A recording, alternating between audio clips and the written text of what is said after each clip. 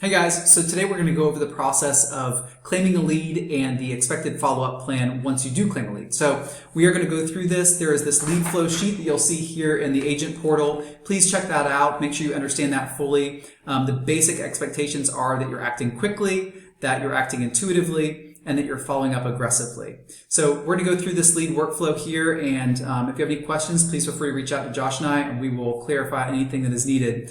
Speed to lead is critical. So a lot of our leads are inquiries on our website, or they're live chatting with us on our Facebook plugin. They're doing something that is maybe not raising their hand necessarily, wanting immediate action, but by providing that immediate action, we really secure the lead and gain the business and trust of the client. Other times, through HomeLight and other lead sources, they are coming into the accounts of multiple real estate agencies. So they're dropping in, oftentimes with HomeLight, in 3 different agents' inboxes. And we are often the first ones to reach out. And that makes the difference, because by the time you're on the phone with the first agency, when agency 2 and 3 are calling, they're not answering that call. They're not hopping over and grabbing that call when they're on the phone and engaged with you. And the likelihood, if you did a good job building rapport with that client, of them hanging up and then wanting to outbound call some other real estate agencies is very, very low. So speed to lead is critically important. NAR has some incredible statistics on how impactful that is, and I cannot emphasize it enough. We pay a ton of money to get business in the door and manage our reputation, and I want to say the pressure's on to make sure that we're following process, setting appointments, and following up quickly. So 2 different lead types. There are Slack Live Connect lead, or Slack Live leads, we call them. That is done through the lead claiming button in Slack, and we'll go over that with you. Basically, this is a lead that we already have in Follow Up Boss that has raised their hand in some way. We will put the manner in which they're raising their hand in Follow Up Boss in the notes for you. So it will say, she just texted back our inside sales assistant and they would like to see a property, or they want a home valuation, or whatever the case may be. You're going to have that in background notes. Sometimes this is an email that I received directly, that they're relocating to the area, that sort of thing. And so be sure you're reading those notes and you understand what you're doing before you make that call. Again, in the speed of things, we want to make sure that we're at least taking a couple seconds just to look through that background, because that's going to give you the information you need to be able to script that call. So when you claim that lead in Slack, you're already going to have it in your Follow Up Boss account. So you'll place the outbound call and you'll have the client's information directly there in Follow Up Boss. When you take a Live Connect call, the Live Connect calls come through a variety of different platforms. We have Zillow. Zillow is often single property inquiry calls. So this is a person that tapped a button and they want to see a home on Zillow's website, and they were connected with you or with our firm. The protocol with those is that ALM script, that's appointment, location, motivation. Keeping that call tight to about 3 to 5 minutes is the goal. And you want to make sure, if you don't follow LM, at least follow the A in ALM, and that is set that appointment with the client. We will go over some scripting for ideal Zillow calls with you. Zillow has a team of folks that they have employed to analyze calls and determine that ALM is the best path to gaining that commission, gaining that business, and also gaining the client's trust. Calls into our office, you'll have this number saved, the office number as a caller ID as well, so you'll know when it's an office call. The office calls vary. A third of them are vendors, people wanting our business, and those can be passed off. Give them the team email address and they can email over their information. But they are oftentimes relocation buyers. They're oftentimes folks looking for home valuations or thinking about selling their home. We'll get calls at 8 or 9 at night about a death in the family, and I have to, I drove in from Washington, D.C., and I need to sell my mom's home this weekend. So we get all sorts of things into the office number due to our great Google reviews, Yelp reviews, that sort of thing. So when you do get that office call, if they do not share with you how they heard about us, please do ask, by the way, how did you hear about my firm? It's a great reminder, too, to the client when they say, oh, I can't remember, or it was your wonderful reviews on Google. It's awesome to hear that, and it also reminds them that this is why I reached out to these people. Your number one goal with every single prospect that comes in the door is to set an appointment on the initial call. Setting an appointment does not mean physically meeting the folks necessarily. If they are still in DC and they want a home valuation for the property down here in Charlotte, get on a FaceTime tour with them. Offer to go out to the property, do an exterior walk with them. If they're buyers and they're just starting their search but they don't want to meet yet, offer them a video tour. Oh, that property you inquired about, I'm actually going to be over there tomorrow. I'd love to show it to you after I finish my first appointment. Can I give you a FaceTime tour around 2:30? Propose a time and set an appointment. Absolutely critical. If they desire a time that does not work for you, please do not negotiate or try to kick back on that time.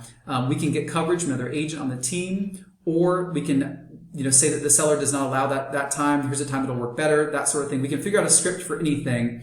But if you say that you've got another appointment at that time, it's really not a great way to kick off that initial call. Buyers and folks inquiring to a real estate firm really don't care about our schedule. They just want to work around what's convenient for them. If you did receive the call and it was an office direct call, obviously we do not have that caller's contact information. So you are on that call, you are obtaining their name, spouse's information, email, phone, buying history, or background, all the sort of things that you're going to need to be able to set up an MLS search and enter them into Follow Up Boss.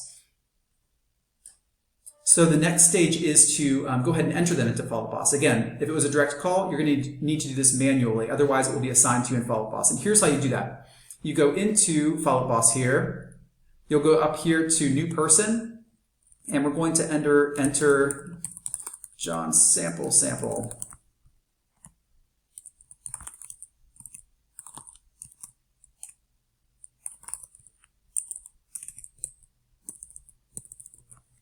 And then we'll enter the lead source. And if you don't know this, or everyone makes mistakes, if you didn't get this on the call, let us know and we can try to glean where they came from. So from the time that you are in their account here, a couple notes. We are going to, first of all, talk about staging and setting an appointment. So awesome work. You got the appointment.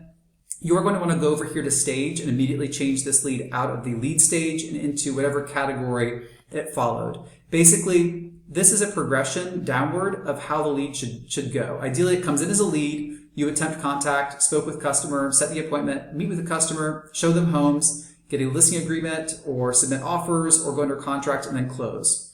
There's a couple categories beyond that, and we'll go over those in a different video. But in this case, you nailed it. You went straight from lead to appointment set. That is amazing. That's exactly the goal. Hit that green box so it stays put.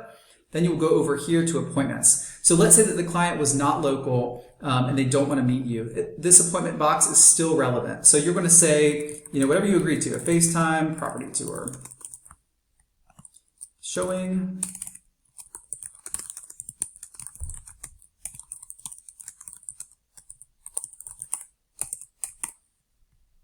so keep in mind that this appointment card that you're creating right now will actually be sent to them as a calendar invite. So do not put notes in here that you don't want the client to see. This is going to come to them. It's also going to send them a text reminder of the appointment. So the appointment type, we're going to choose buyer consult.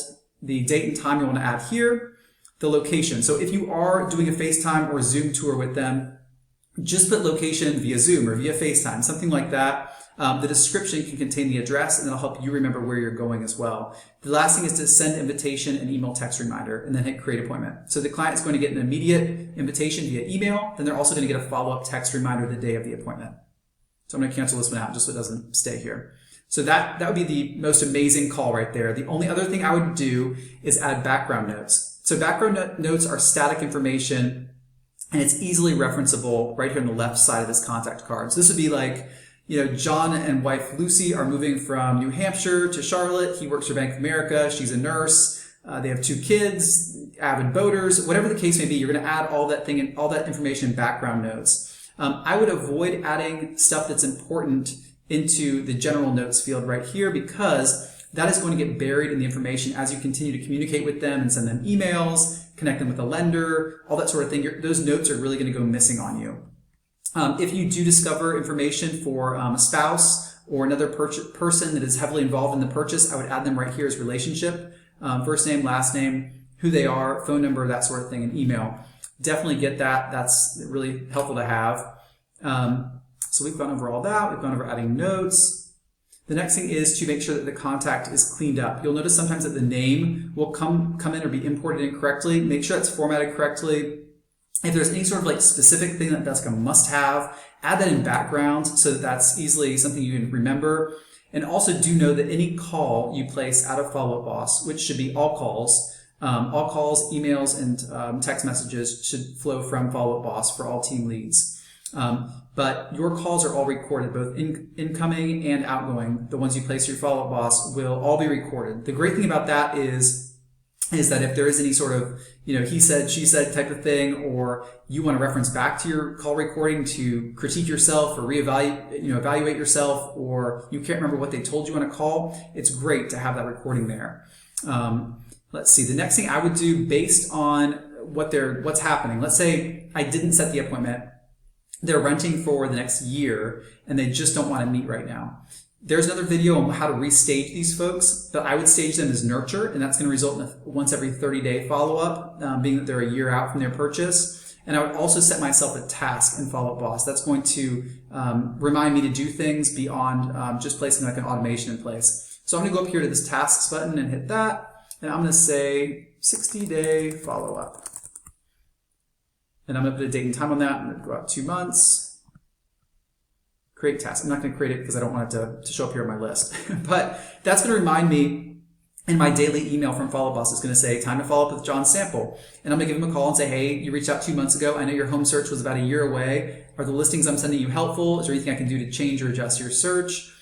Just sort of a nice touch-based call. I would highly recommend doing these things via text or phone call. Email is the least powerful tool in your arsenal. Folks are bombarded with junk emails these days. And younger folks don't want to receive emails, period. So texting is great. And telephone calls, as uncomfortable as it can be to make those, really putting a voice behind the person who is offering you these services, I find really, really helps the overall conversion in the process.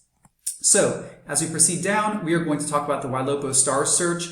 Every single lead that comes in should be set up on a Ylopo Stars search. And I'm going to show you how to do that. Ylopo is basically like giving them MLS access, but on steroids. It provides you as the agent a ton of detailed information as to what they're doing, and provides the client with a ton of visibility into property details that they wouldn't get otherwise. So how we do that, so John came in and we do not have a Ylopo Stars search automatically imported for him yet. I can manually make one, and let me show you how. I go to stars.ylopo.com. I go up here to add lead, and I go in here to pull lead details from Follow Up Boss. I then go to John's page in Follow Up Boss, and all I do is go up here to the browsing link or the browser URL, copy this, and drop it right here, and I go into pull lead details.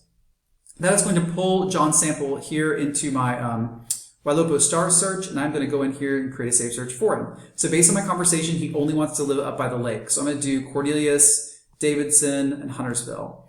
And he wants a home between 500 to 700, and he wants a minimum of 4 bedrooms. Cool. So I can see by going over here, I can see what listings actually show up in that criteria. I want to make sure that I'm actually sending him something. And wonderful, we have a realistic buyer on our hand because there's 27 homes available. I'm going to go back to his search, and there's no need to put a label on this unless you want to name it, John's search or whatever. He's not going to see that. So I've got his criteria largely captured. He does not want condos, only single family homes. Okay. And then I'm going to choose the cadence of these emails coming to him.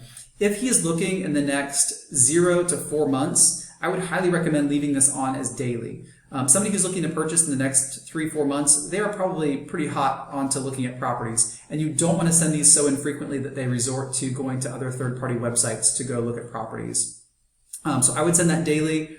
If they were, say, 5-6 months out or more, I might switch to weekly. Certainly more than 7 months out, I'm going to switch them to weekly. And I would kind of advise you not to ask them about the cadence of which you're going to be emailing them, because most folks will say, oh, don't bother, don't worry about me. They don't understand. They think you're manually searching for homes for them. So they'll often say, once a month is fine, or don't worry about it, or I'll look on my own, that sort of thing. And that's not the way you want that call to go. You want to offer this to them, send this to them via email without them asking, and then check in and see how it's going. So let's say he's a couple months out. I'm going to set him up as daily, and I'm going to hit submit and save. And from within my John sample page, I will now be able to see what he is doing. I can see if he's favoriting homes down here in the activity. I'll be able to see what he's looking at. John looked at this property 3 times, or he's asked about this property or favored it, hearted it, that sort of thing. So the insight that this gives you is incredible. And let's say John ghosts you. He doesn't show up in 3 months and he kind of disappears for a while and doesn't respond to you. It can be heartbreaking in sales, but it happens all the time.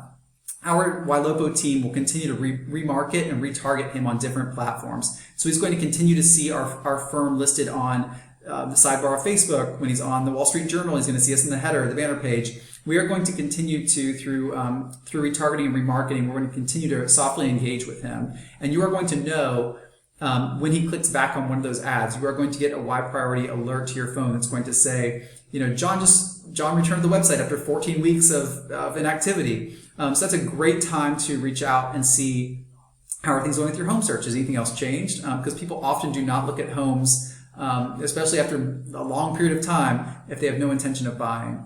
So that is the general process here. There's also the action plans. So let's say, again, John ghosted you. He's nowhere to be found.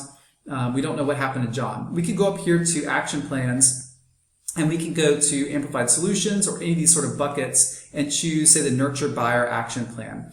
To the point where a lead has ghosted you and you've reached out multiple times and you have not heard from them again, or they're completely non-responsive, don't worry about necessarily what the action plan says. Obviously, if it's a buyer, I would choose a buyer nurture plan or a buyer action plan, not a seller plan. But to the degree with which the initial email says something that maybe doesn't sound right, or he reached out 6 months ago, why am I sending a thanks for reaching out email to him? Don't worry about that. The idea of this is you're just remaining top of mind. So by doing this is a 25-step, I believe it goes for 18 months. It's going to send texts, or it's going to send emails, and it's going to put reminders on your calendar to follow up in the future. So I would highly recommend having an action plan in place.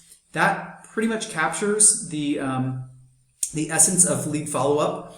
And then we have the 10 and 10 expectations. So if the lead is in the status of attempted contact or still in lead, which it shouldn't be. So attempted contact means that we will expect you to continue to attempt contact 10 times for the first 10 days. And that needs to be a variety of things. Your best bet are telephone calls and text messages. The least converting option of those is an email. So I would highly recommend not emailing, or maybe emailing a couple times out of the 10 days.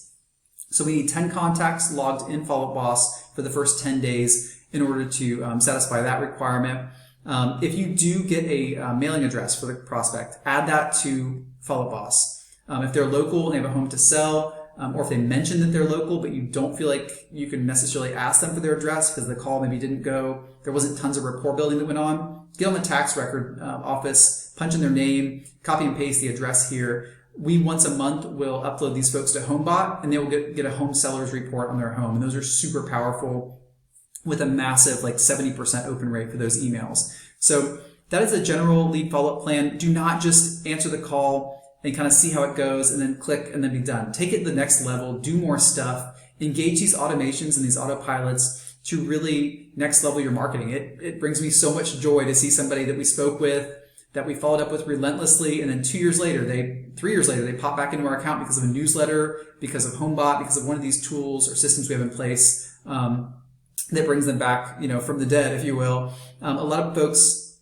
the job transfer doesn't go through, but the next one does. So there's things that they're not communicating with you because it's maybe embarrassing to them, or it's something that they don't, keeping my real estate agent up to speed wasn't the first thing I was thinking about while my personal plans were falling apart, type of a thing. But by having these things in place, you can really make sure that your conversion rate individually is top notch. So I hope all this makes sense. This 10 and 10, or this lead workflow list, will be in our agent portal, so check that out. If you guys have any questions, please get in touch.